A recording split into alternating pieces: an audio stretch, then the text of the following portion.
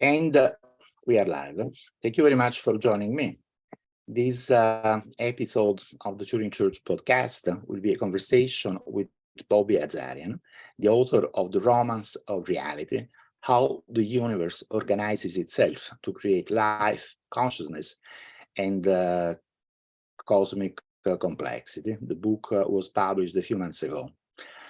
I am Giulio Prisco, and in the text that comes together with the podcast, you'll find a link to my review of Bobby's book. Bobby has recently launched a Substack newsletter called The Road to Omega. I highly recommend subscribing. And we are going to discuss about both the ideas in Bobby's book and those that he's writing down in his newsletter. So thank you very much for joining me, Bobby.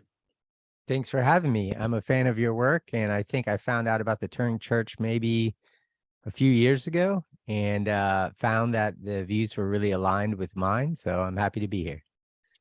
Thank you very much, and our views are aligned indeed. Let me also welcome Terry, who is a guest who is listening in at the moment, and I guess will intervene later. These interviews that I'm doing started as one-on-one conversations that I have with people whose input I want to have for my next book. But I thought to open this series of interviews to whoever wants to come, because it's always better to chat in 3 rather than in 2, and chatting in 4 would be even better. Let me start right away with the question that is first in my mind. Schrödinger said that understanding life will require other laws of physics to complement the physics we know. And you, Bobby, in your book, you say that some other laws of physics favor complexity, life, and consciousness. My question is, are these other laws of physics just incrementally improvements to the physics we know today, or are they an entirely new framework based on different things? So do we need something a little bit better than the physics of today, or something a whole lot better and very different from the physics of today? Yeah, it's an interesting question. And I myself am not even sure how to categorize these new laws, whether they're new fundamental laws or whether they're just incremental advances on our current physics. I do know that you can't use Newtonian mechanics to predict the behavior of living organisms. So if you try to use Newton's laws of motion to predict the trajectory of a rock being pushed by a gust of wind, for example, you can do that perfectly. But if you try to predict the motion of a bird moving, the equations just will completely fail. So systems that have encoded information in the system, biological systems I'm primarily talking about, but also systems that we create, you can't use classical mechanics to predict the behavior of those systems. So in Schrödinger's book, What is Life, which was really influential on my book because he basically looks at biology from the perspective of a physicist and really frames life in these thermodynamic terms as life being this phenomenon that has to evade this tendency toward disorder. And it does that by capturing energy from the environment. And there are a lot of things that come out of that very simple conception that we can talk about later, which I think allow us to kind of create this kind of physics of life. So in the book, when I talk about, new laws of physics to describe life, I'm thinking about new theories like integrated information theory by Giulio Tononi, and Christoph Koch is working on that as well. Sarah Walker and colleagues are developing assembly theory. So there's a lot of new theories that are trying to explain life. But I also had in mind some older laws and principles, like from the field of cybernetics. And I think cybernetics is an underappreciated, body of literature that came out in about like the 40s and 50s. It was mostly developed by Norbert Wiener and Ross Ashby. And so, for example, Ross Ashby put forward different laws and principles like the principle of self-organization and the law of requisite variety. And those are things I describe in my book. So those laws are probably just building on our current physics. But again, classical mechanics or even quantum mechanics can't be used to predict life in any real way. And so, for example, the law of requisite variety basically says that an organism must encode a model of its environment, the variables, the biologically relevant variables in its environment, and the complexity of that model must match the complexity of the challenges in the environment. So you get a sort of law that tells you how complex a system should be given the environment that it's embedded in. So those are the laws that I was thinking of, but could there be something more radical, some sort of laws?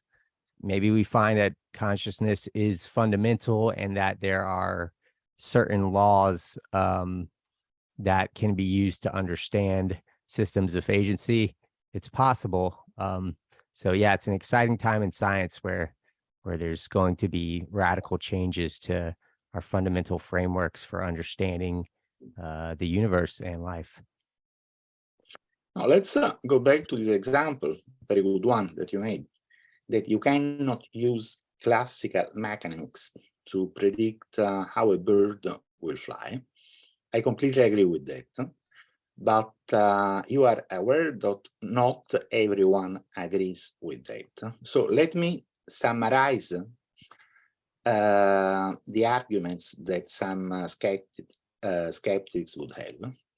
And these arguments basically amount to that the bird, yes, it can decide to fly right or left at any moment. But this decision is the result of some chemical and electrical phenomena that happen in the brain of the bird, which could be understood if we had a complete deterministic theory of everything that goes down to the right scales for achieving a complete description of what happens in the brain of the bird. So they would say, and again, I don't agree, but that's what they would say. They would say that no, classical mechanics, or perhaps not classical mechanics, but whatever is considered as the fundamental theory of matter. At this moment, it would be quantum field theory. Yeah. If we have that theory and we follow that theory to its unique mathematical conclusions, then yes, we could predict whether the bird is going to fly right or left and when. How do you answer that? Yeah, so I think that argument's completely wrong. So so do I, but let's hear some arguments against. So some of the stuff that you said I thought is right. You know, there are chemical processes in the brain and informational processes that are understandable mechanistically, and they're part of this story. But it's a step further. So I'm not arguing that there's nothing unnatural, nothing like beyond the physical going on, but I still don't think that you can use any of those theories to predict what the bird's going to do. So it's really based on a misunderstanding of the nature of reality and this kind of old school determinism that was made popular by Laplace. So basically, Laplace envisioned the bird. Okay, so first of all, we agreed that as an aggregate system, as this macro scale system, you can't predict it using classical mechanics. But someone might argue that if you knew the position of every atom or molecule in the bird, that then you could use those same laws to predict what the bird would do as an aggregate system. But the problem with that is we know that there's not this billiard ball universe where things are just made of atoms moving around like pool balls. So if that were the case, that we could use classical mechanics to determine the trajectories of these components. But we know from quantum mechanics that there's not these clear deterministic trajectories. There's a wave function that expresses this sort of possibility space for where a particle will be in the next moment. And even if you make an argument and say, well, you know, because the bird is this macro scale system, maybe there's some sort of collapse into this predictable large scale system because of a mechanism like quantum Darwinism or something, you still have to deal with chaotic phenomena. So chaos theory basically showed that certain types of systems like dissipative structures, which include tornadoes and whirlpools, and living systems, which are basically dissipative structures that have encoded information. So they're not completely like those other chaotic systems. They actually move with agency. They're just as impossible to predict as these low-level chaotic systems, because let's say you're trying to make a prediction and you want to put in the initial state of all the particles in the system into a computer and try to predict the future state. You have to round that number to a certain amount of decimal places. And that small amount of error that you get just because you have to round will basically lead to the real behavior of the system diverging greatly from what was predicted.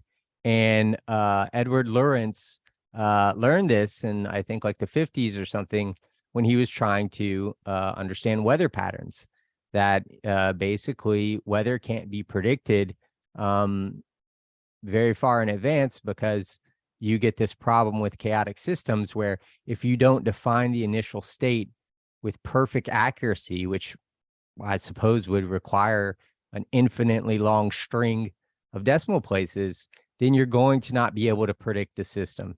So living systems have chaotic components. They're not predictable, even in theory. So you can't use any fundamental laws of physics to predict the behavior of that. I will also say that what the book argues is that when you have, you know, like I said, when you have an organism, there are these chemical reactions going on in these processes, but there's also information embedded in the system through evolution. And that to understand like where a bird is going to fly, you have to understand the bird's model of the world, which is basically an accumulation of information that's been built up through an evolutionary history and through learning during the lifetime of a bird. So I'm not saying that it's completely unpredictable. So yeah, you know, language gets tricky here. A bird's path won't be fully predictable, but I think living systems are actually semi-predictable. So if you drop a rock and a bird off a tower, you can predict where the rock's going to go exactly with Newtonian mechanics. But the bird, you can't predict in the same way. However, you know it's not going to splat on the ground. It's going to fly away from the ground because it has information embedded in it that gives it this drive where it's trying to survive. So an interesting idea that, you know, I kind of came to towards the end of the book from, you know, reading, you know, just different things. I don't want to drop too many references on people, but a great book by Eric Smith and Harold Morowitz from the Santa Fe Institute called The Origin and Nature of Life on Earth. They basically have that's the book that you see at the very end of your book, isn't it? Yes. And they have this phase transition theory of life, where basically it's argued that when you have large aggregates of agents, you get this predictable sort of behavior. You get these phase transitions. And chapter 7 of the book is a good summary of statistical mechanics and specifically non-equilibrium statistical mechanics, which is basically statistical thermodynamics for organized systems, for living systems. And they kind of describe phase transitions, whether you're talking about an organism or you're talking about a social system like a society, as doing like a form of error correction. So basically, I think something like a social statistical mechanics, which is a term that I think Isaac Asimov used in his like foundation series. I think something like that can be developed where we can start to model agents and kind of predict where society is going. Of course, those won't be perfect predictions, but I think we can see, for example, Peter Turchin is an evolutionary theorist that used a field that he's developed called cryodynamics that's based on evolutionary theory and data from historical trends. And he predicted the age of chaos that we're now seeing in 2010. He said 2020 would be an age of chaos similar to what we saw in the last civil rights movement. So the idea is that when you get all of these agents interacting and they make this larger collective system, you can start to see these trends and cycles, which can allow you to see where society is going. But the interesting thing is, soon as you figure that out and you make that prediction, and let's say you broadcast it to society and everybody becomes aware that it's going in this direction, then society can collectively sort of choose to change that path. So nothing is set in stone. It's not the old Laplacian worldview where everything is made of particles that are like billiard balls. Those particles clump together and form larger systems, and then those systems have information embedded in the structural and functional patterns of those systems. And so we have to predict living systems, we have to start thinking about information embedded through evolution and learning. But interestingly, there may be this higher level predictability where we can predict what systems will do in aggregate form. Yeah, great. And this would be, especially when speaking about the bird, you mentioned all the models of the world and all the information that has been accumulated in the brain of the bird. And I guess this is an example of this causal power of information, Yes. upon which you think the new laws of physics could be based. But Exactly. let me continue playing the devil's advocate Sure. and say that some hardline materialists, physical materialists, and reductionists would say, well, okay, that's very good, and all that you say is good, but ultimately, at the end of the day, the information is physically encoded somehow in the brain of the bird. And if, once again, because it's exactly the same argument, if you have a complete model of the brain of the bird at the scale that you need, and if you can follow that model through mathematically, then you could explain all that the bird does without having to invoke fuzzy concepts like the causal power of information. And again, that's not what I think, but this is what some people with a reductionist attitude would say at this moment. And what is your answer to that? Yeah, no, I think so. When you go to the scale of the brain, you have to start talking about things in terms of information, and then you basically have to transition to this other system. The only way the other thing works if you're talking about the components, and then you're saying that these components, follow something like the Schrodinger equation, and that you can, use some quantum theory to predict where everything's going. I don't think that's true. I think when these components come together and make these larger scale systems, specifically information systems like biological systems, then the game changes, and you have to look at these patterns of information. So I would agree with them that you can that there's nothing beyond science and beyond what you would call, material elements interacting in this materialistic way.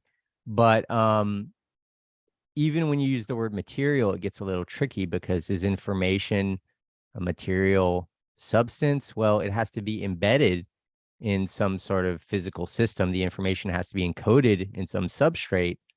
But yeah, so you are still talking about a mechanistic story. And I think, that's why the argument in the book won over some skeptics, people like Michael Shermer, because it's a purely mechanistic story. But it's not this reductionist story where we can completely predict what something's going to do based on particle physics. We have to go up to higher scales. But when you go up to higher scales and you're talking about these sorts of systems, there are lots of chaotic processes. So none of your predictions, even though I'm saying it's still like a physical system that we can understand mechanistically and scientifically, you're not going to get perfect predictions. There's just no way to do it with chaotic processes. No supercomputer can do that. Even a supercomputer the size of the universe. So in some sense, the universe doesn't know what's going to happen next. Reality is truly open. And because of quantum indeterminism and chaotic processes, there's this kind of things aren't fixed. There's some slack in the causal chain, which allows for new surprises. So it's a really new, interesting way to see reality, because we're no longer part of this kind of nihilistic worldview, this Laplacian worldview, where we're made of particles and we're just being pushed around by our particles in this bottom-up way. Now there's top-down causation, where the system is steering the components that it's made of.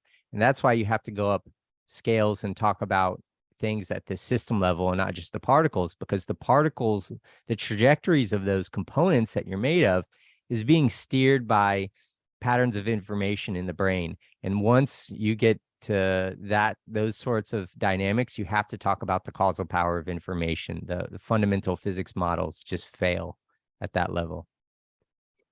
I like it very much. Well, I do agree on nearly everything you said, but let me continue criticizing, because I think I can learn more this way. Please do. Yeah. I mean, this is a big debate. Like, I think, yeah, for example, Sean Carroll, I think he would make the argument that you just made when you're playing devil's advocate a minute ago, but he does recognize emergence and these other things that I've said. So it would be interesting, to present the argument to someone like him and see what they say. He did interview Sarah Walker, and they did have this kind of clashing of ideas, where she said that she believed in strong emergence, and he said that basically the standard model would be wrong if strong emergence was true. So that's what I tend think to as side well. with But Sarah Walker, yeah. this is what I think as well. But in fact, I think that emergency is true and the standard model is wrong, or not wrong but incomplete. Incomplete, Which exactly. will be completed. But in fact, we are already discussing what to me is the fundamental open problem in science, which is the never-ending issue of determinism versus chance in natural laws. And you have already said where you stand on this. when you said that a combination of quantum physics and chaotic dynamics makes predicting the future impossible in practice, and also arguably even in principle. I agree on that, but at the same time, continuing on determinism, it seems to me that there are different ways in which the term determinism is used. One is whether you can or cannot predict the future, and another is whether the future could be any different from what actually happens. And these two definitions are not the same thing. They're two entirely different things. As a matter of fact, I'm reading recently a lot about the metaphysics of determinism. Well, we're going into that later. But well, when you say that at some point, could you quickly name a couple of the books you're reading on that? I'd be interested to know. Yeah, I've been reading, for example, the new book by Tim Palmer called The Primacy of Doubt. Highly recommended. Is a philosopher? No, he's a physicist. He's actually someone who started as a specialist in general relativity and then became an expert in meteorology. But he is an expert of the mathematics of chaotic dynamics. And I mean, I do recommend that book. It's very much related to yours. What's his name once more? Tim Palmer. Tim Palmer. Okay, I've read it. It's a good book, but it doesn't get me. I mean, he's recognizing a lot of the stuff you're talking about, but I don't think he goes anywhere with it that gets me all that excited. But anyway, it's a good book. Let me just put the link to my review of his book in the chat, which is here. It's very highly recommended. Now,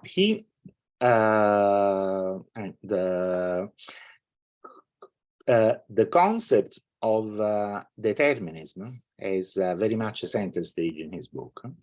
So that while studying and trying to understand why he claims that his theory of everything, between brackets, is deterministic, because it didn't seem deterministic at all to me. But he claims it is. And I can make sense of that reading the works of a philosopher of physics called Emily Adlam, who has this very interesting conception of determinism, which is, I mean, determinism does not mean that one thing happens after another thing and you can predict the second thing on the basis of the first thing, which is kind of the intuitive definition of determinism. But things can be globally deterministic, even if they are unpredictable in principle. And she makes a very nice analogy, which really made me understand something that I didn't understand before. And the analogy is with a game of Sudoku. Do you play Sudoku? No. Now, you know, just learn to play Sudoku and you see what I mean. I mean, Sudoku is a number puzzle and you have to fill a board with numbers. There is only one way to do that. But the fact that there is only one way to do that does not mean that you can start with the first cell, then predict the second cell, then the third one, and then the fourth one, and so on. Is a global thing. Yeah. You may, if you model the sequence like a sequence in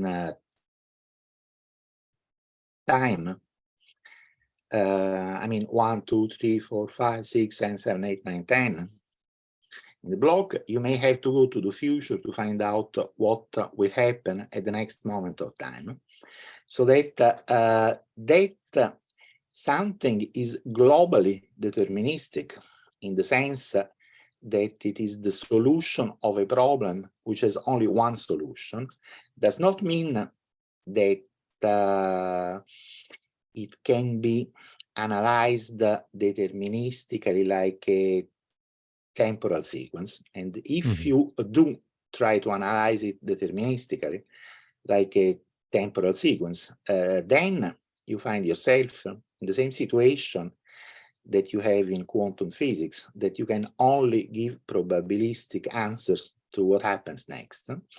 And I found this concept totally fascinating, and I love it. And I really do hope that Emily is not listening to this, because I haven't explained it as good as she does. So that I do recommend to write. She has also written a book called Foundations of Quantum Mechanics. It's a very short book. I think it has like 80 pages, but she says a lot of interesting things in those 80 pages. But I'll send you the links to all these things. I'm also writing a long post on all these things. I love it. I think you did a great job explaining it, because I fully understood it from what you said.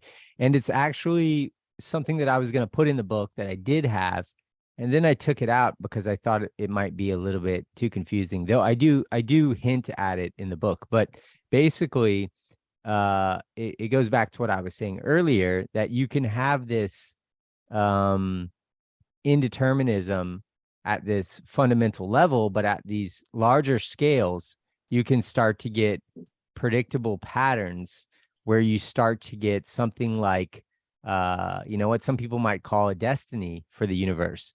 But basically, in the book, I argue that cosmic evolution is this process of hierarchical self-organization, where nature's fundamental components come together to make larger systems, which then make copies of themselves and then come together to make larger systems. So we have subatomic particles that come together to make atoms, which come together to make molecules, which come together to make cells, which come together to make multicellular organisms, which form societies. And now we have something like a global brain emerging on the earth. And I believe that this process continues. So you have this series of far from equilibrium attractors, right. And that's this sort of global predictability for the cosmos. The idea is that it just keeps going on. Valentin Turchin wrote about this in his book, The Phenomenon of Science. Very good book. I love it. Yeah, it's totally underappreciated too. So I was calling this non-equilibrium statistical determinism, but yeah, you do see this global predictability when you have, aggregate systems where you have many things that are interacting. And you have it because of and Eric Smith and Morowitz talk about this in the book I mentioned earlier. But basically, when you get these sort of like law of large numbers effects, where you have this collective of all these things interacting, basically a lot of the randomness gets averaged out, and you get this predictability at the higher scale, this global predictability. So I think that's the right way to look at things. And in the book, I say, I describe it for people, who this jargon might kind of go over their heads. I say there's this compatibility between free will and destiny. So you have free will, which emerges from our causal power and our agency. So we're these informational systems that aren't constrained by the fundamental laws of physics. We can, where rocks will never move uphill on their own. If a force isn't pushing the rock uphill, it won't go uphill. Living systems climb uphill. It's nothing magical. We're powered by metabolism, but we're not constrained in the way that inanimate systems are. So you do have agency, because there is this fundamental indeterminism where everything's not strictly deterministic in the Laplacian sense, but you have this global predictability that seems to suggest that there is something like a cosmic script that the universe is following.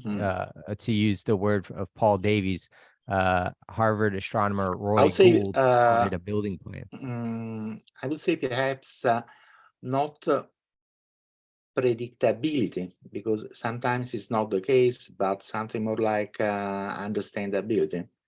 Yeah, The or fact that something lawfulness. makes sense. Yeah, something makes sense to you, even you are not able to predict the detail.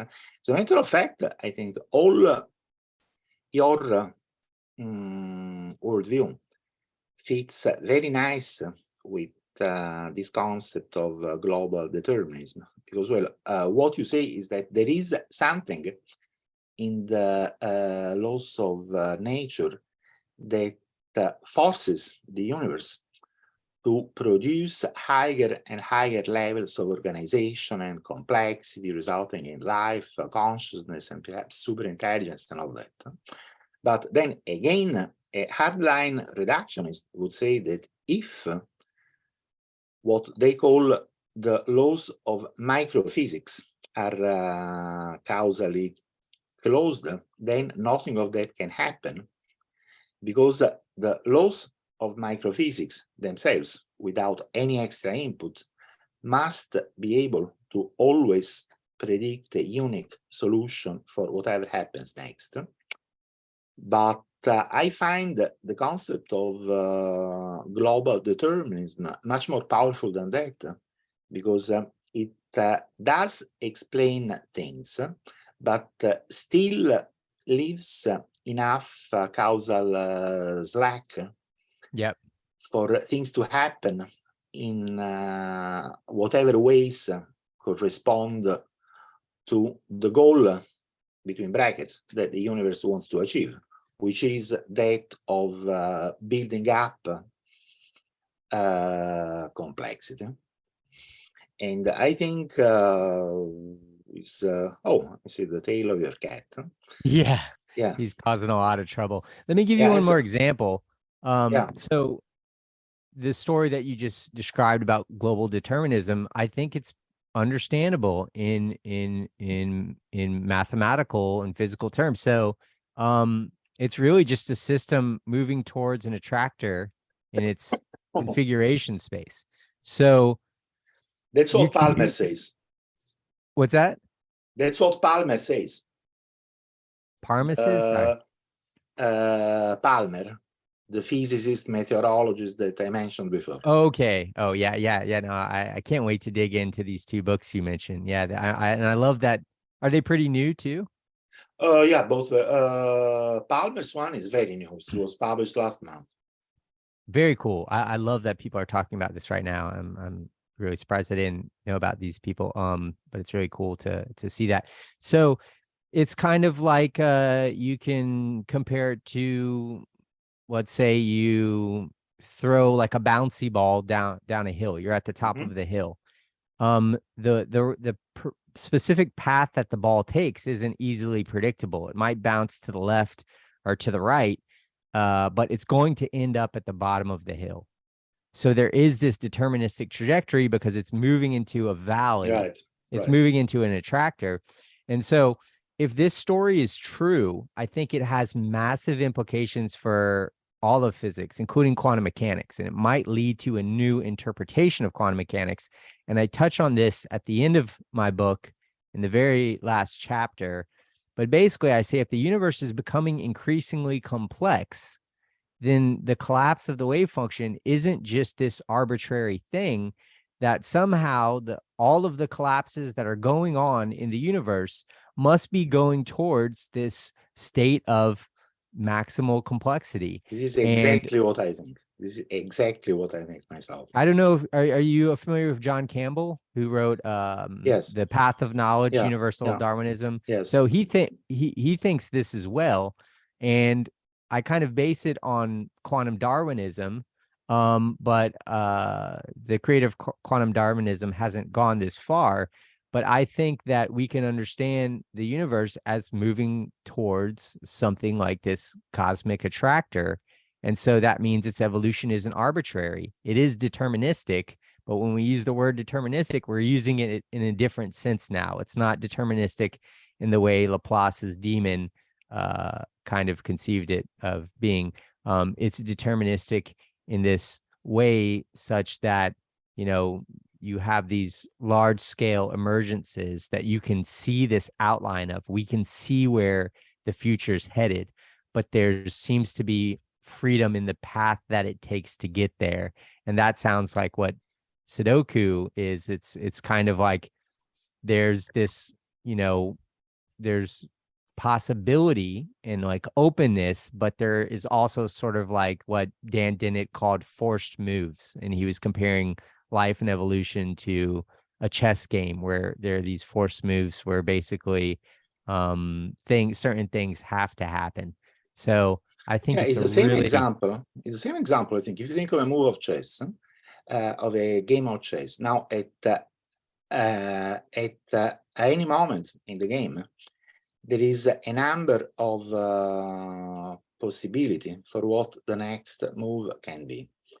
But most of those possibilities do not happen because you know, a good player would not make a really stupid move. So that if you want to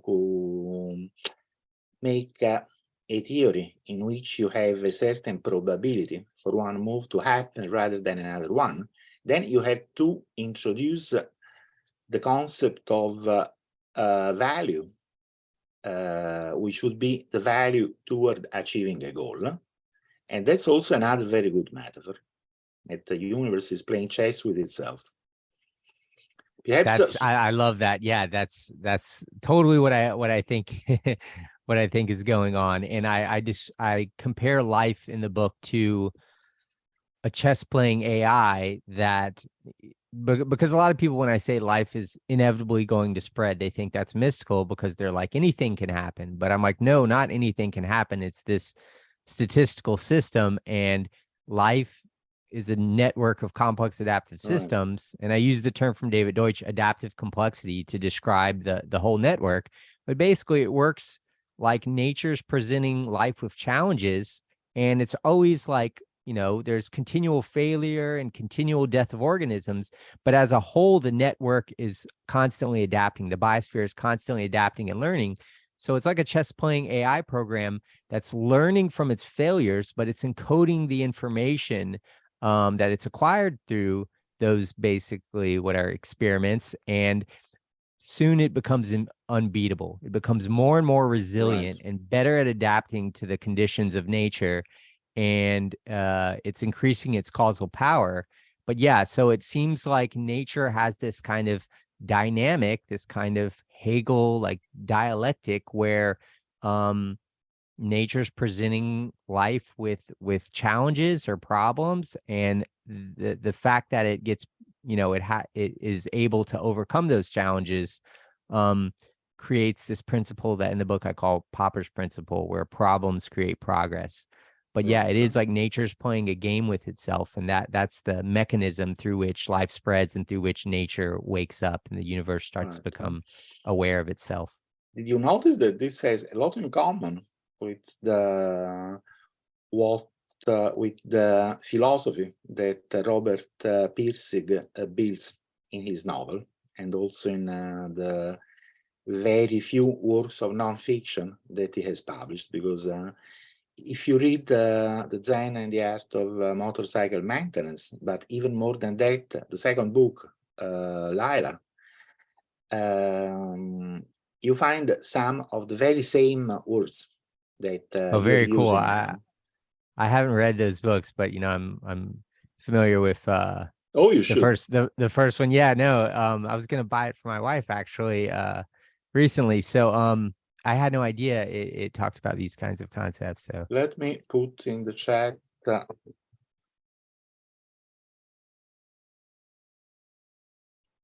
Well, he didn't use terms from contemporary physics, of course, but he essentially said the same thing. Very cool. Let's put a link in here. Yeah, another Robert Pirsig on universal evolution. and I'll put it right here in the chat. I do recommend that you read his novels. They are full of interesting philosophy.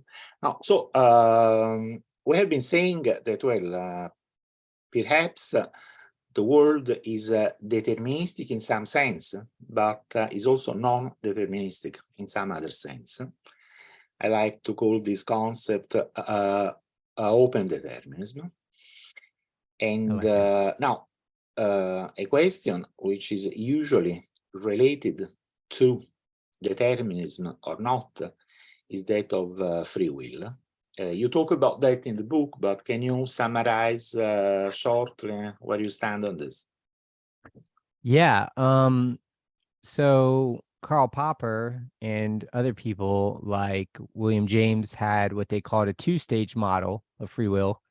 And I don't describe it this way in the book, but I would say what I'm putting forth is like a three-stage model of free will.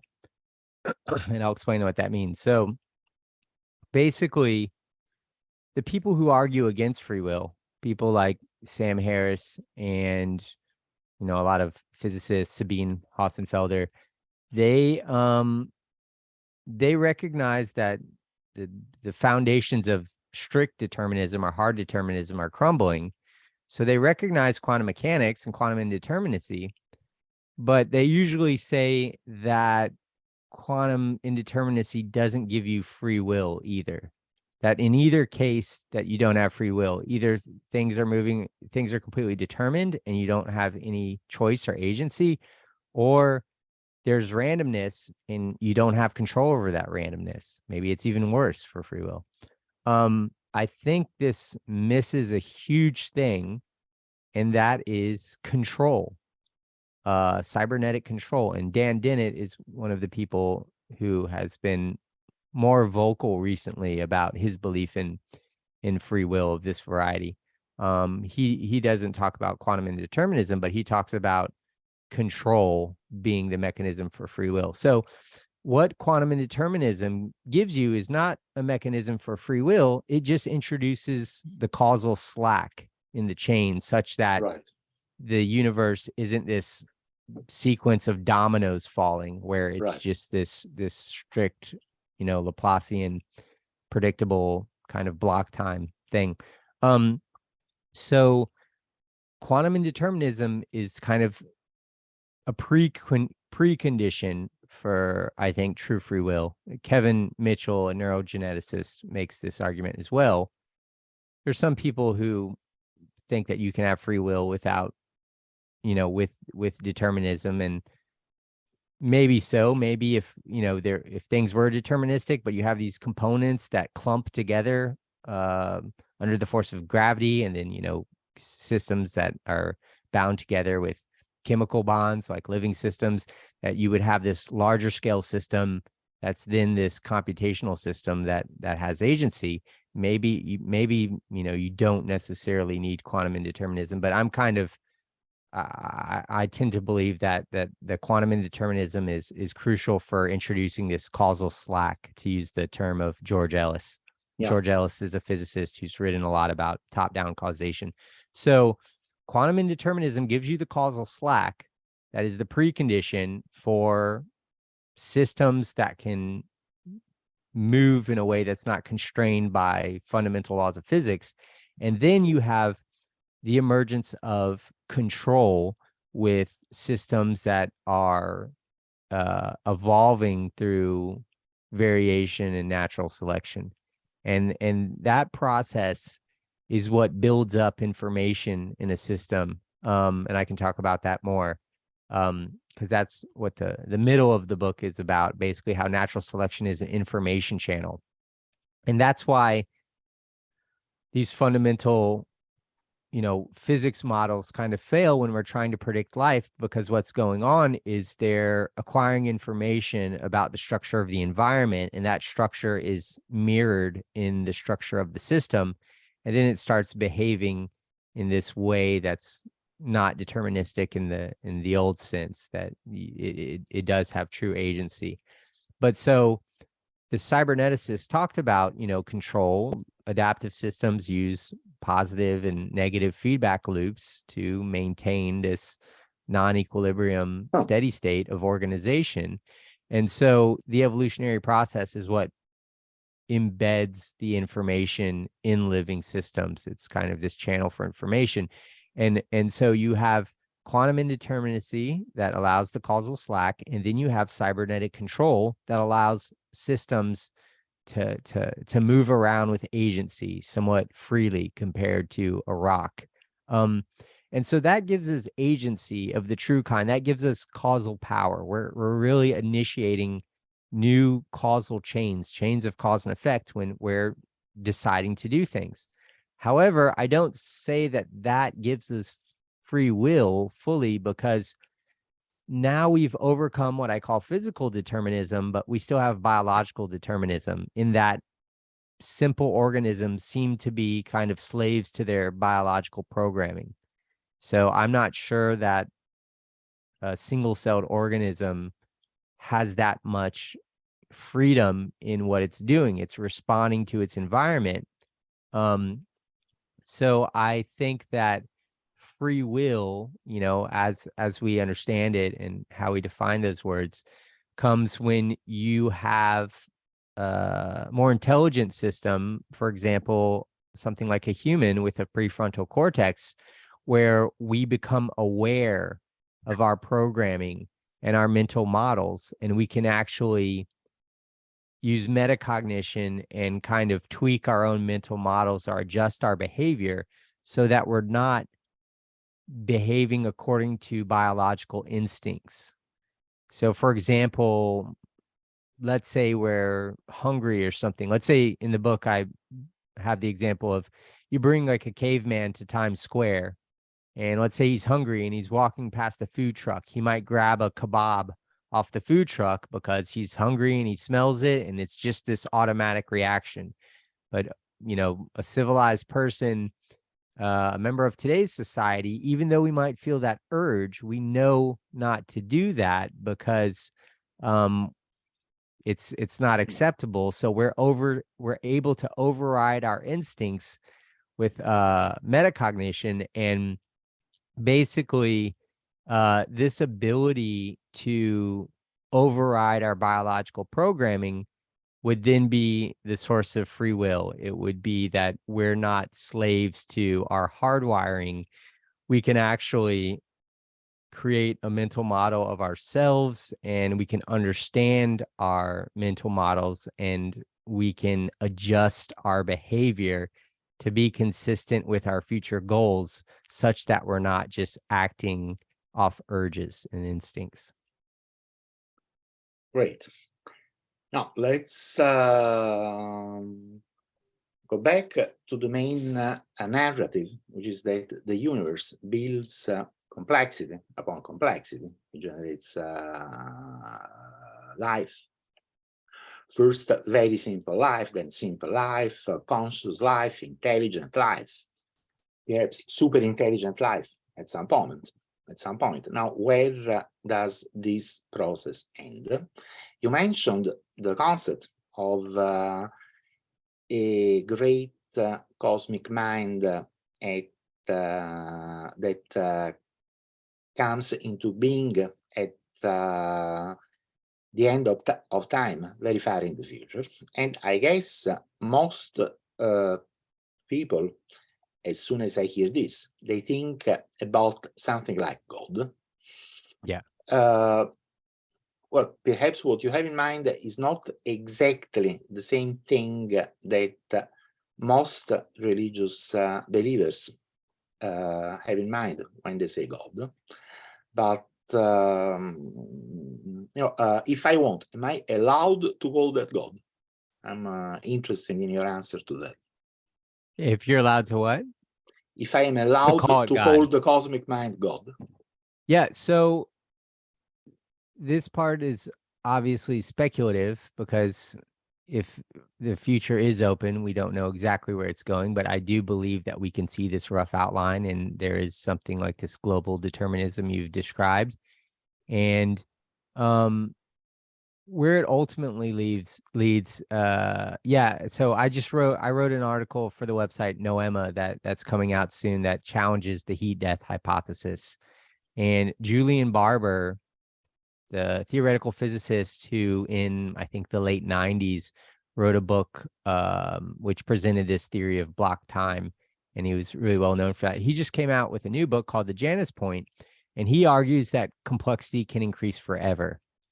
And he says that's because that the universe is an open system. We know the expansion is accelerating. It's being driven by this mysterious force that we call dark energy, and that theories of systems moving towards thermodynamic equilibrium or heat death are based on Boltzmann's model of a gas in a box, and that the universe isn't confined to a box, it's expanding. So it doesn't seem like it has to come to thermal equilibrium. And so perhaps life can go on forever. And in the book, I make an argument that with the expanding universe, it's based on an argument speculated about by David Deutsch and Stuart Kauffman, and a cosmologist named David Laser actually wrote about this in the 60s and 70s.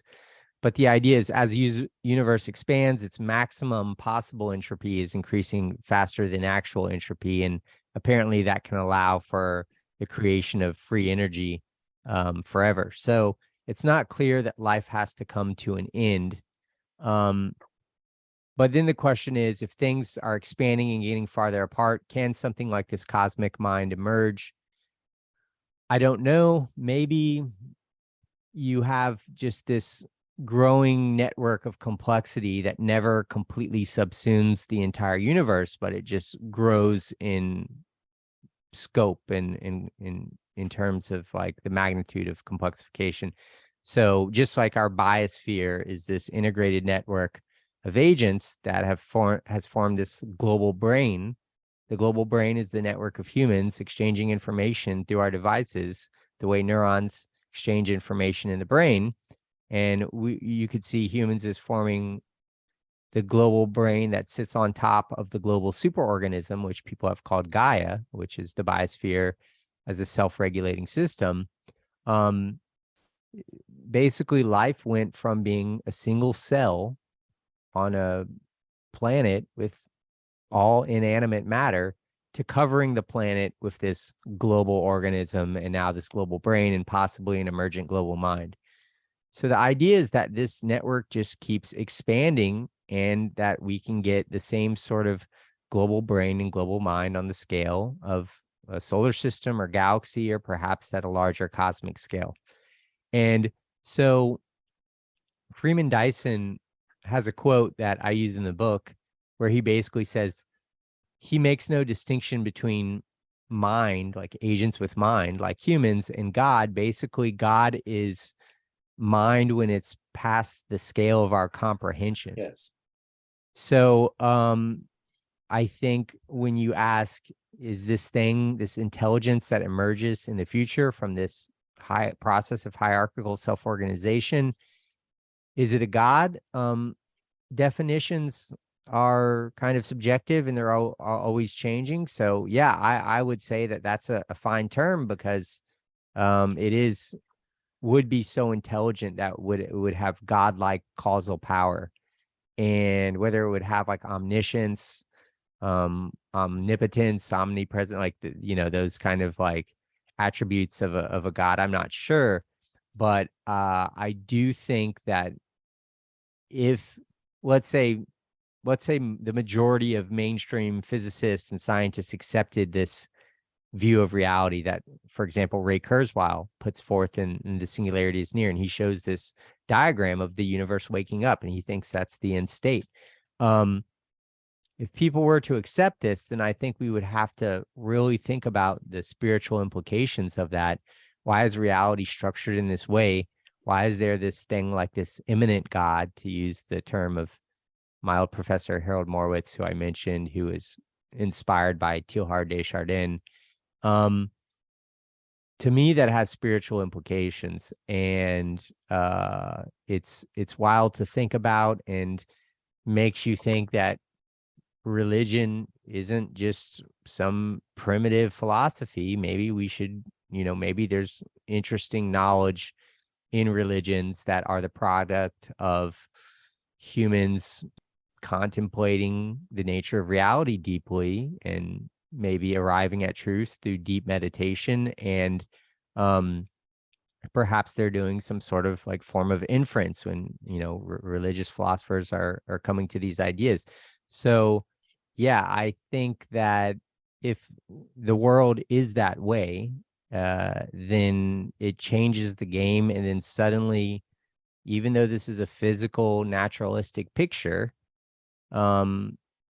it does allow for something like an emergent God. And then you have questions about why does the universe lead to that? And it gets into the fine-tuning conversation. What's the nature of fine-tuning? Is it part of, is this universe just one universe out of a multiverse and most of them are lifeless? Or do we need to think about the strong anthropic principle? Is this fine-tuning the result of some sort of intelligent agent that has created the universe? So yeah, those are big open questions. Great. Now to move to something which is apparently not very strongly related, but I think it is very much related, is the issue of human space expansion. Should we expand to the solar system and then maybe to the stars? And does the space expansion of humanity have an important role to play in this cosmic story that you are telling? Yeah, I think it's our destiny. And I think if we don't achieve it, life somewhere else will. But I think that's the direction that we're moving in. And it's really not fully in our control. So it's part of this kind of global determinism that you mentioned. And basically, because intelligence is increasing through the evolutionary process, basically any sufficiently intelligent agents will realize that life has a game clock, and if life doesn't get off the planet before that planet's star dies, if we don't get off the planet before our sun dies, then that's going to be the end of life, or end of intelligent life. So it create the second law of thermodynamics, this requirement that we always that life must maintain itself with a source of free energy, requires life to leave its planet of origin. So I think if there is intelligent life elsewhere, it's all trying to, it's going to realize that it has to get off the planet, and then it will work towards that goal as a matter of necessity. Now, some people think we're like, what about the metaverse and maybe a reality kind of, intelligent civilization isn't so worried with expansion. They kind of go inward into this digital realm. But all of that digital world, that metaverse we're creating, that will end if we don't continually find new sources of free energy. The computational machinery running these digital realms still require energy. So life will constantly have to expand outward and exploit the free energy from other stars in the universe and other forms of energy that, Einstein's E equals mc squared showed that all matter can actually allow for a source of energy. So it just seems to be a matter of us figuring out how to unlock the energy in the universe for our means. But I think we will go in that direction because we have to, if we want life to continue to persist. That's what I think as well. In fact, when a couple of weeks ago I was watching the launch of Artemis 1, which is very important because it's the inauguration of our return to the moon, and this time I think we'll stay on the moon and move outward the solar system. Then a few days after that, I was watching the close lunar flyby with those beautiful images. And watching these things and thinking about the ultimate significance of our first, I like to say, baby steps in space. I mean, I've had this kind of happiness because I saw these baby steps as baby steps toward this beautiful transcendental cosmic destiny that we have in mind. And so, yes, I do agree with you very much. I think space expansion is something that we must begin to happen now that we have the technological capability to do that. Well, of course, it's not the only important thing, but it is one of the important things that we should take care of. No? Absolutely. Well, now we're, I'm rushing because I don't really want to take too much of your time. Huh? So let's move back to our planet now, and just say a few things in view of this How about cosmic perspective. Sure, go on, Terry. So I have a few dozen questions, but so I really like what you've done, but I think you're stuck in a framework which you're kind of, you're pointing your way out, but and so what I would suggest is, so in my personal history, I started out as a physicist, so astronomy actually I was going to go into and all that, and then I got to do my undergrad. Chemistry is kind of cool too, and then I go I had some summer stuff at medical school, and biology is cool, but every one of those I kept getting narrowed. So and then I discovered I went to Berkeley, and you see my little Paul Feyerabend was there, so he kind of became my mentor, and I discovered that there were, although they don't allow you to talk philosophy in the science departments, in this philosophy department, they don't care. They'll talk about anything. So, yeah. And I discovered that there were a bunch of escaped scientists and mathematicians who had this in this field called philosophy of science. So the people who are competent in mathematics and science and had started talking about this stuff. So I went to University of London. So Popper and Lakatos and Kuhn are all my guys. So, but over time, the whole 20th century philosophy of science was obviously, crap. I mean, if I could put it bluntly, the stuff coming out of the Vienna Circle and so forth, and it was, science proceeds by this logical, systematic thing. No, I don't think so. So Kuhn kind of put that away and said, no, actually, there are these discontinuous steps, these revolutions, these conceptual advances, and if there aren't, then all you would need to do is know one thing, and then logic would tell you everything else. Yeah.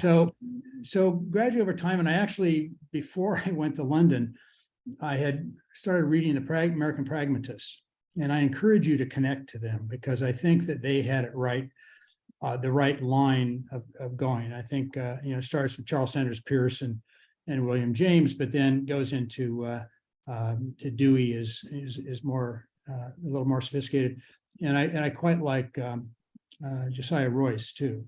Not familiar with him. Yeah, well, Royce has this thing. He was one of the primary practitioners. People dismiss him because he's Christian. He went into Christianity and stuff like, oh, that's horrible.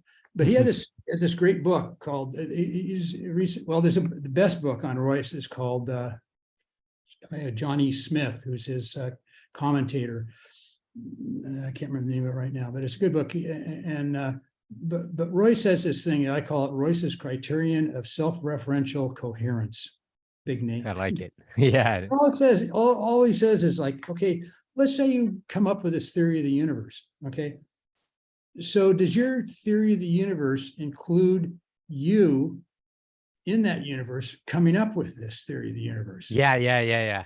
Okay, so if it doesn't, okay, so we I love this topic. Yeah, Kurt Jaimungal, who has a channel called Theories of Everything, he was speaking to a guy called Greg Henriques, who has what he calls a unified theory of knowledge, and Kurt was talking about what a theory of everything should have. And he said the theory of everything should refer to the theory of everything itself. And I actually try to do that in the book and say that reality, I describe it as Godelian, but and we can talk about that too. So I like, the guy you mentioned talking anything that mentions like self-referential stuff. I'm a fan. But that basically part of this evolutionary process includes the emergence and evolution of paradigms, and that basically the paradigm that's emerging is a paradigm that includes itself in that evolutionary process. And so I call this natural philosophy in the book Poetic Meta-Naturalism, which is kind of an adaptation of Sean Carroll's Poetic Naturalism. But basically, I say that the theory that I've outlined in the book is a work in progress, and that the theory itself should be continually updated in maybe like a Bayesian manner. But that, it's currently incomplete, and that there will be. Let me develop Royce's implications one more second. Yeah, please do. So one of these is if you accept this idea, which seems straightforward, that whatever theory of the universe you have has to have you in it and has to have you learning about it or having come up with it. So one of the implications of that is learning as a process has to be part of the nature of the universe. Okay. And that if your way of saying like, well, does mechanics account for this? Like, no. And that's part of the Kuhnian thing. No, if learning involves these discontinuous steps, okay, that we're conceptually learning. And there's implication there that as we learn about the universe, we learn about ourselves, So the other thing, there was a couple of things I wanted to, that one thing I think you're onto. What year around was that book released? Royce, the Royce one. Well, Johnny Smith, I think it's called. Well, you should look up Johnny Smith and Royce, you'll get it. Royce's first book. I mean, one of the things that Smith says is Royce's first book is called The Religious Aspect of Philosophy, and you can read that too. That's pretty good. But I think Smith's he takes an overview of Royce's positions, which I think are quite good. And the main thing about the pragmatists in general, Charles Sanders Peirce starts this way. He says, well, like all meaningful questions arise in a practical context, okay? So all this theoretical stuff, this is all derivative from practical questions, okay? And I refer in my stuff to Kant's critique of practical reason. And he says, well, what are you doing practical reason? Well, we're making these decisions about how we should live, okay? There's two key things in there, should, and this context of how we should live. I mean, this is like, and if you go trace this back, I mean, I'm a dyed-in-the-wool philosopher, trace it back to Socrates. What's the most important question? What's the most important context of the questions about life? It's how we should live. Okay, now, for your thing, how we should live is what leads us towards the organization, okay? So what we're asking is, how do I organize? I say some of it this way. So, well, let me back up. So I'm more being dissatisfied with philosophy of science and the scientific worldview. I said, where am I in the scientific worldview? Not there. So it goes to Royce. So then I morphed over, as I say, into philosophy of engineering. And I think pragmatism, as I see in some of my talk, pragmatism is an early version of philosophy of engineering. Okay. Now, in philosophy of engineering, you're actually, what's the problem of engineering? Well, it's the problem of design. Okay. So Herb Simon has some stuff. It's just like, I love Herb Simon. Yeah. What do engineers do? Well, they're problem solvers. What's problem solving? Well, it's just moving from a current state of affairs to a future, more desirable state of affairs. Okay. More desirable, that's valued. Okay. So part of the idea is that engineers by nature, and we're all engineers, so engineers by nature are seeking to make to something better. They're looking for a better world. And they screw up, they don't know. There's a great book by a guy named Sam Florman called The Existential Pleasures of Engineering, which I think you would like. He's I like that title. Yeah, he's really, really good. He gets into the continental existentialists, is realize like, hey, I have this ability to act in the world, but I don't have any script. So that's the existential part. Like, I don't know what to do. And I'm constrained. I have all this sort of stuff. But and a friend of mine is an engineering professor. We were talking about this. And what are engineers do? Well, they're problem solving. I go, well, I know. He says, no. He says the problem, that characterization is that they don't know what the problem is. And so engineers typically discover the solutions to what they do. So that's the problem with the scientific idea is like, oh, we systematically, like, no, we muck around. And he said, what I teach my students is not that so much the problem solvers, but they're value actualizers. Or what was this other one? Opportunity actualizers or value manifestors.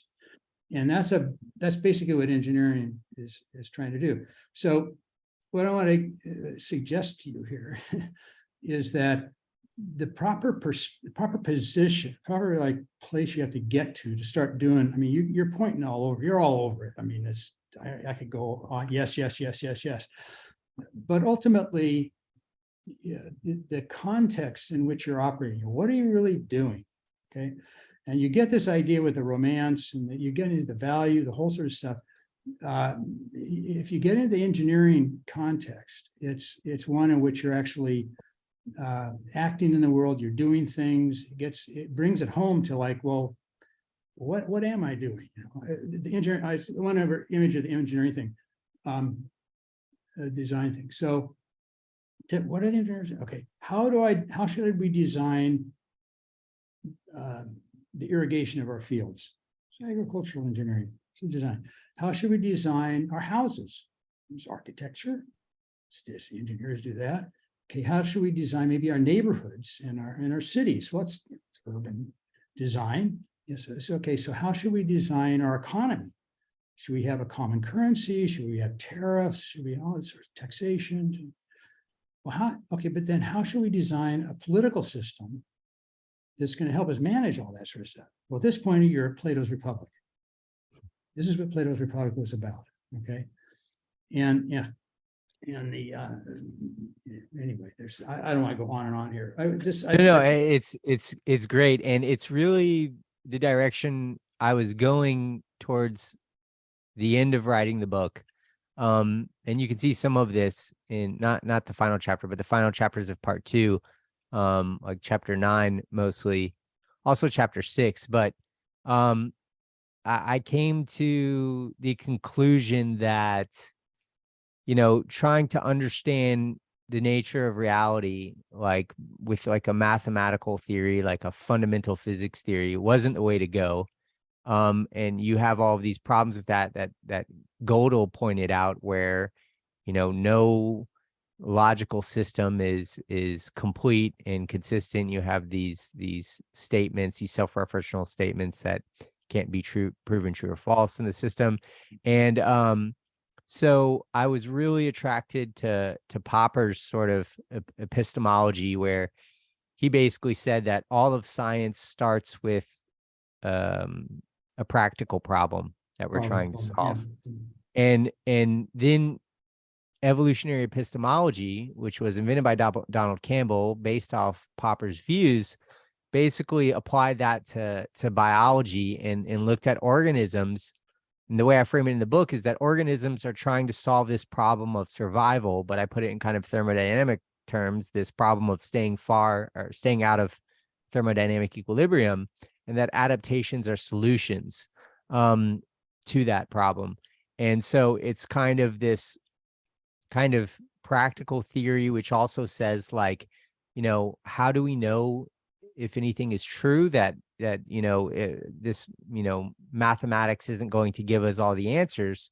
How we arrive at new knowledge about the world is we simply have beliefs. We have theories, and we test those theories, and that's kind of change it a little bit. We're not trying to figure out. This is a key move here. So it took me a while to get here. So maybe I'm older than you are. So maybe but yeah. It's please let me soak up your wisdom. Well, what is the aim? Okay, so Dewey has this thing where he says there are two representations of inquiry. So the spectator representation and the participant representation.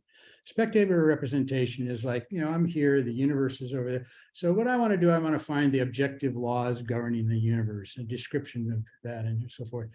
And it's not clear where I am. This is like spectator, right? So if I start messing with the universe, then maybe I'm not even gonna be able to figure it out because I'm going to screw it up. So I better watch out not to interfere with things, right? But so and it doesn't really work. And it also, that spectator thing runs into all the self-reference paradoxes, because obviously you're in it, you're out of it, or they're all this. So when you go to the participant thing, one of the things I've noted about the participant perspective, self-reference paradoxes don't come up. I'm not saying they tell you what the solution is, they just don't come up. Okay, interesting. So, but the main point I want to make is that the aim of spectator is to come up with a description of the universe and to come up with predictions. Okay, and you know, I want to know what but these are all preliminary, they're in process things. So the aim of the participant is different. It's like bringing forth value in the world. So the real agenda that we have, we're all participants, and what we're trying to do is just make the world better. Dewey had this thing he calls, he said, we're participants in the creation of the good. Okay? Oh, That's okay. the overall agenda, the creation of the good. So the fundamental context is not what we got stuck back into, and you fall into it a few times, but you see the way you don't want to be there. And that is that ultimately we're looking for the ultimate fixed final description of the universe. No, we're not. That's not what we're doing. And we never have been. So those descriptive things are component. I mean, if I'm an engineer, I want to know if there's a mountain over there, and I want to know all sorts of stuff like that. And those are things that I act in relationship to. But ultimately, the context, I have a couple of, I don't know if you know Nancy Cartwright. I don't know if she was one of the Sounds familiar. kind of people. Yeah, she was head of LSE for a while. And she has done a lot of work. She had this one book called How the Laws of Physics Lie, something like that. But Cool. anyway, I'm going up. I want to just tell you two people who are symbolic, three actually. One, if you haven't looked at, Kevin Kelly has a book called What Technology Wants. Yeah, I have his book, The Inevitable, back here. Co-founder of Wired. Yeah. Yeah. Okay, well, if you look at it, What Technology Wants, I said it's a great book, except it should have said What Engineering Wants. But it's very good, and it has this thing about where are we in the cycle of the universe. Two others, I put them in the chat, but two others I think for me are really important. One is this guy Ramiz Nam, and Ramiz has this book called Infinite Resource: The Power of Ideas on a Finite Planet.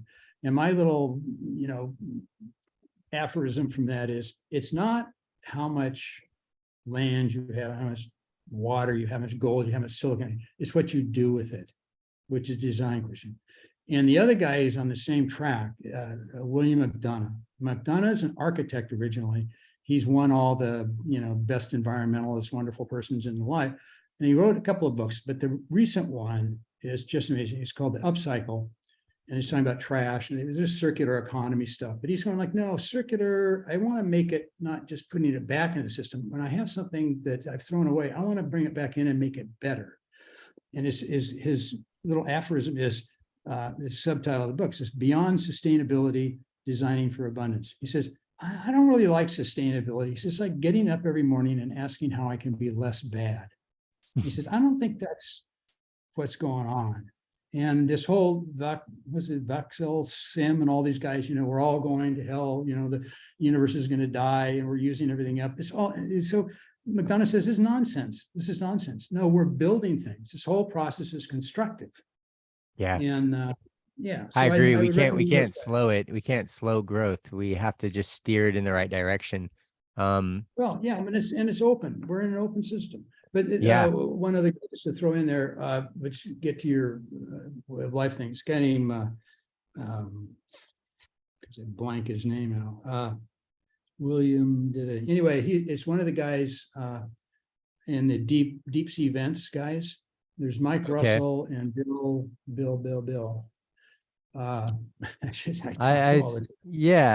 Russell's the main guy. And Bill did it.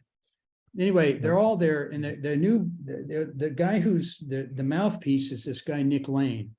Is putting out. I was going to bring him up too. I talk about him in the book, and I sent him the manuscript. He hasn't had time to read it yet, but he was really intrigued because Harold Morowitz, who I mentioned a lot, is the main character in his new book Transformer. And Lane, and Lane argues that that you'll get life on any wet, rocky, sunny planet, and basically means that if the conditions are right, life will inevitably emerge. And if that's the case, then it's probably much more common than we used to assume. Yeah, yeah. The Bill that I can't remember his name of right now, he has it. He was big on eukaryotes, going from prokaryotes to eukaryotes, and he has this quote, which I quite like. And he says, well, he said, if Darwinian evolution is like tinkering, like this way, he said, life with eukaryotes is like a corps of engineers. Okay, he says eukaryotes are 200,000 times more powerful than any prokaryote. Now, power is, what it means by more powerful is they have more ways of exploring their environment. They can make all sorts of new types of proteins. They can do all this sort of stuff. They can make organelles and all this sort of stuff that they can do. Okay, doesn't make them, they're still, if you like, existential. They don't know what the hell to do, but they have all this potential, So, yeah. And so those guys, if you're reading Transformer, you'll come across the Bill that I'm blanking out. Yeah, I mentioned all those people in chapter 2 or 3 of the book when I talk about the origin of life and this idea that life arose in the hydrothermal vents. So yeah, I mentioned Russell and Lane, and my old professor Morowitz, who passed away in 2016. He was one of the other big origin of life people who believe in that theory. It's being challenged by some people. There's an origin of life researcher named Bruce Dahmer who is trying to convince me that life emerged in freshwater. I guess there's but it would still be like kind of like hot springs. It would be a similar mechanism, but he thinks that like the salty ocean environment like wouldn't allow for life. But Well, there's a lot of stuff. All interesting stuff. Yeah. One of the things that I hung out with the deep sea guys. They have a group called, if you want to look at their conferences, it's interesting, called chemobryonics. Okay. And chemobryonics it's chemical garden that they're going on, and they have a bunch of conferences. You can look up their deal. But I went to one of them, and one of the things that's clear from these guys is you bring up Darwin, it's like, what? No, Darwin is just a complete miss about where we're going. They're totally constructivists. Okay, so they're and if you like, they very much of this engineering thing. And I call it my favorite expression is recursive enabling. I like that. Recursive enabling. Each level that we advance, more tools, more ability to do things, we explore new ways of doing things. And this stuff about niche creation is one of the biggies. And the Darwinian thing, asking about niche creation doesn't seem to have come up. And so the niche creation. Yeah, a ton of Darwin's framework leaves out just tons of important things. It leaves out self-organization. It leaves out niche creation. And I talk about or niche construction and niche emergence is what I talk about a lot in the book. Yeah. The emergence stuff is crucial. Yeah. Anyway, so that's well, I have a lot of stuff to read. I'm really excited about all of those different books. Something Julie and I just didn't get to talk about because there's not enough time is how does all of this apply to society today? And it gets into a lot of the stuff that you're talking about. But yeah, maybe in a future conversation, we can talk about all of the practical aspects of it. Because I was definitely going in the direction of what you're describing, like midway through writing the book. So yeah, it's exciting. In fact, let's leave the discussion of more practical things to another time. Peter Corney, we are all tired, but I wanted to ask you, Terry, can you say something about your book? It sounds very intriguing from what I have been reading. So one of the things I did in life, we set up this institute, and it's a long story with Portland State, and we ran a public lecture series. We bring in Carl Sagan and Jane Goodall, and you get 2,500 people, and they pay some money. So we made, this is how we funded ourselves in part. A lot of sponsors and stuff.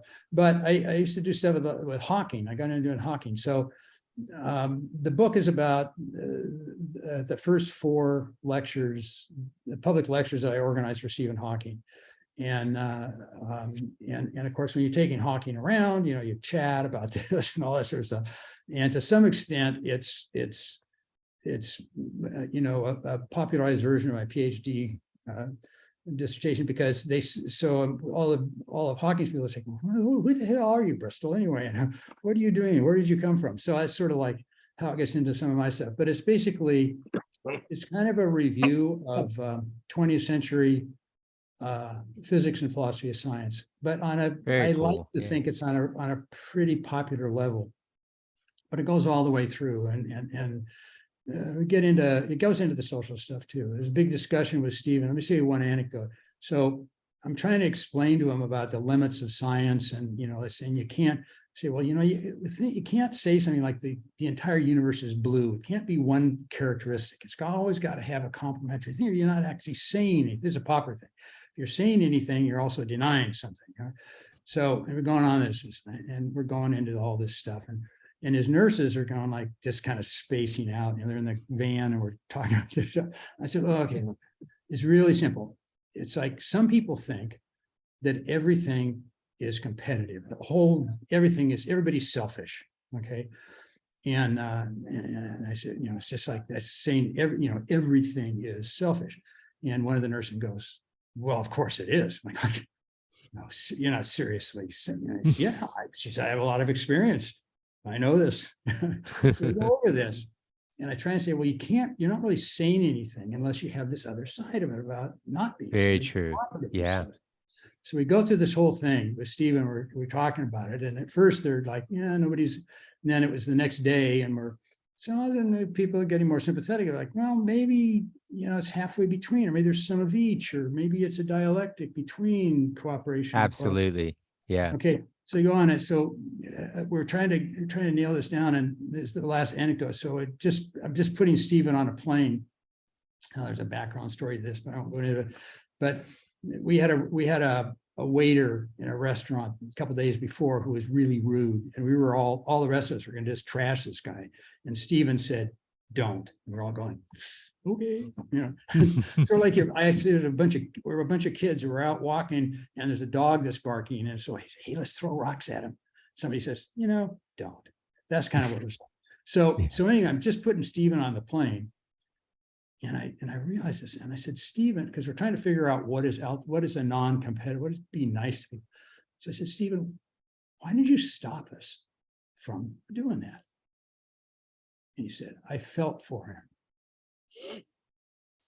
I leave it. That's awesome. I love hearing that story. That's really cool. I'm glad you had those interactions, and I'm glad that it's going in a book. And yeah, I was having similar discussions last night. There was like a book club where people were meeting to discuss my book, and I joined, and we talked about that sort of everything is kind of defined by its opposite, and that, there's always this other side to things. And if you're not recognizing it, you're not even really defining the thing that you're talking about. And yeah, Hegel, his, idea of this dialectic, and how usually truth emerges from like two sides debating a topic. And I think that's like a very deep and fundamental truth. Yeah. This question is always, to me, with Hegel stuff, is like, I talked to Feyerabend about this. It's like, yeah, great, this is great, but I think he's still describing. I want to know what do I do? What do I do about that? I have some of that in my, see, if you look at some of my talks, let me give you one thing. There's a guy named Galli, G-A-L-L-I, he was one of the pragmatists. And he had this concept, what he called essentially contested concepts. You can actually Google it. I think that last time I looked at the Wikipedia page, they screwed it up, but it's essentially contested concept. The idea is this: there's certain concepts like justice. Okay, well, a couple, maybe multiple type, but these justice cooperative, or what you earned, or what we share, or, And he said, and so he said, there are these concepts like that. And I think reality is another. What's reality? Is it particles? A wave? Is how do you know? Like the realities is what is reality is essentially contested concept. And there are all these things. So he started pointing this out, that there are a lot of the important things are these essentially contested concepts. And there's this guy Connolly comes along, political science, and Connolly comes along and he says, golly, that's really, really good. But here's the thing. It's only when people realize, people in a dialogue, if you like political dialogue, or realize that they're dealing with essentially contested contests. When they realize that, that's when enlightened dialogue begins. Yeah. Yeah. Totally. Anyway, I could go on, whatever. Yeah, no, I'm Googling all of these things as you're saying them. So Okay. I have a lot to read, but yeah. Yeah, well, you're on a good Scottish track. And social I really love Morowitz. Was he your teacher or something? Yeah, at Mason, he was a professor for it was like a directed reading course that I could choose whatever professor to work with, and it was kind of figuring out what you wanted to do your dissertation on. And so he assigned readings and I wrote essays, kind of philosophy of mind stuff, but basically the department said that what was too abstract, and that if I wanted to do that stuff with Morowitz, that I would have to be a philosophy student. So I would have to transfer to the philosophy PhD program. So then I got a lot more practical and started doing research on visual attention. But Morowitz and I, that directed readings course, basically, since we were having these discussions, from the beginning, he just opened it up to anybody at George Mason who wanted to attend. And so then a lot of like it was called the Krasnow Institute. It was part of Mason, but they ran the neuroscience program that I was in. And it was very integrated. So it had like physicists working on neuroscience and computer scientists and AI researchers. And so the consciousness club meetings where we discussed all these topics had this really diverse group of people. And it's funny, you mentioned some things are kind of off limits in science departments, but this group, luckily we had this group, and Morowitz is pretty open-minded and a big fan of philosophy. So there was this kind of materialist ideology that kind of dominated, but there was like constant pushback by people like me who were like wanting to go outside that. And the book is kind of a product of those meetings, because it was through him and his collaborator Eric Smith that I learned about instead of just thinking about like life in terms of like biology, kind of this thermodynamics and statistical mechanics view of life. And really he was just a big fan of like epistemology in general, and introduced me to Popper, and he was a big fan of Kant. And so those discussions really planted the seeds for the book I wrote. I think you mentioned his last book, and I really like that. I can't remember the name of it, but something. Yeah, The Origin and Nature of Life on Earth. And before that, he wrote The Emergence of Everything. And my book was kind of modeled after that, as far as like he was trying to tell the whole story.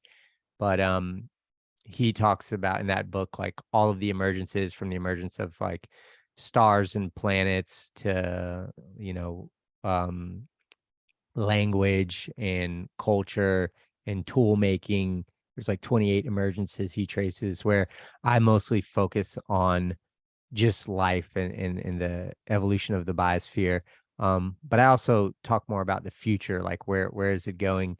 He would always say things like, Julia and I were talking about the omega point, and he's like, I'm just trying to understand, what's going on Earth right now. Like I can't relate to people thinking about that far in the future. Yeah.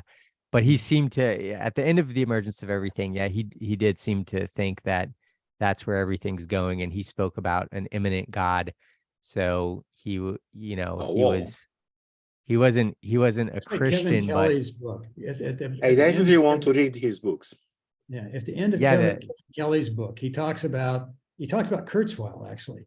And he says, when you go there, where is Kurzweil taking us? And then, well, it's like this all-knowing, all things. He said, it kind of sounds like God in the old way. Yeah. Here, like, oh.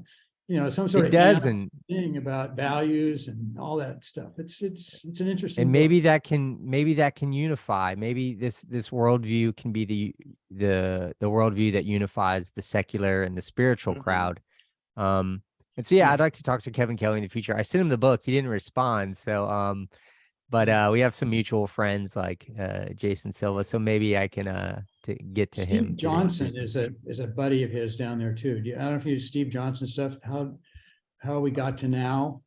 Yeah, like I know the name, but not familiar. He's very good. He's very good. And he's very much in the idea of the development of technology. I'll send you, do I have your email somewhere? Probably I can find it, but well, you can look it up. If you could send me a list of all the books you mentioned, that would be really, really good. Well, they're in the chat there.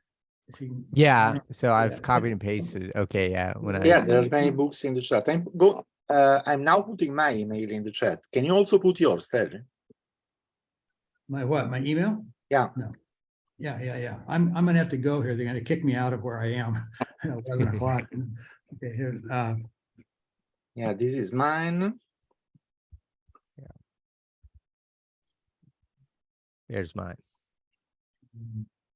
Okay, there's mine. Right. All right, we're good. Waiting for there is one. I'll have to run too. And okay, thank you guys. I want to thank you both for this super conversation. I could stay for hours. My wife is getting upset with me because here is dinner time. But I have been telling her since half an hour, just 5 more minutes. Yeah, we don't want to get you in trouble. Yeah, I'm in the same boat. It's a really, really, really good book. Great effort. Bristol.org, and I look forward. I will. And I look forward to reading your book there. Yeah, me too. It sounds super interesting. Well, I have to say that was my 2016 book. So it's not like the really recent thing. That my current obsession, which maybe if you look at some others, is thermodynamics. Everything's about, and it's engineering thermodynamics, not the regular thermodynamics. Yeah, Julian Barber's book, The Janus Point, goes through the history of thermodynamics. It's pretty awesome. Also, The Physics of Life is a good book by he's a friend of mine. I'm forgetting his name right now, but he also wrote I think a book called Design in Nature. Yeah, blanking. Anyway, I'll send you those titles. I think you'll find those interesting. Well, I'm afraid Bob has gone. Let me stop the recording now.